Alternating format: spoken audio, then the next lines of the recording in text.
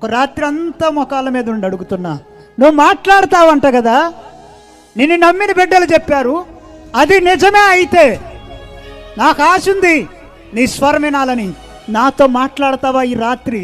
మాట్లాడు, నేను మోకరించున్నాను అని. అంతే, జస్ట్ నాకు 2 పదాలు వచ్చు, హల్లెలూయా, యేసయ్యా నాతో మాట్లాడు.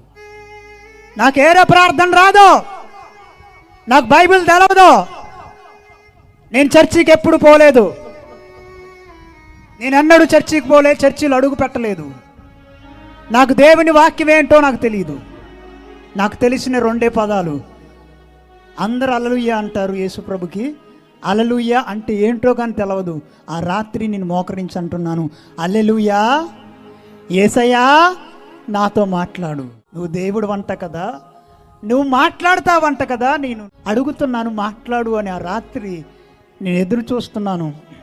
1 గంట అయింది మాట్లాడలా, 2 గంటలైంది మాట్లాడలా, 4 గంటలైంది మాట్లాడలేదు, 5 గంటలైంది మాట్లాడలేదు, 7 గంటలైంది మాట్లాడలేదు, మధ్యరాత్రి అయింది.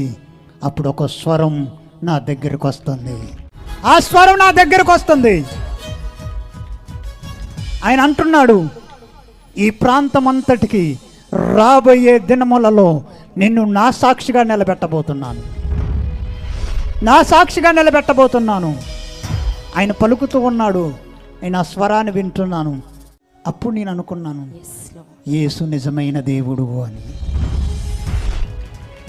నాకు ఇంకే సువార్త తెలియదు, ఈయనెవరో సజీవుడు, ఈయన నిజమైన దేవుడని నాకు మనసులో గ్రహింపు వచ్చింది అంతే. హల్లెలూయా. ఆ రోజు నేను నా జీవితాన్ని యేసయ్యకి సమర్పించేశాను అంతే.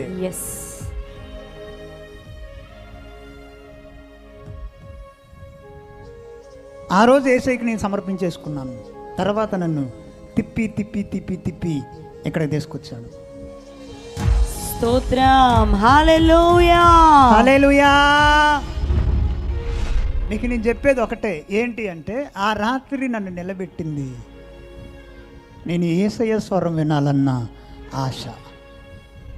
హల్లెలూయా.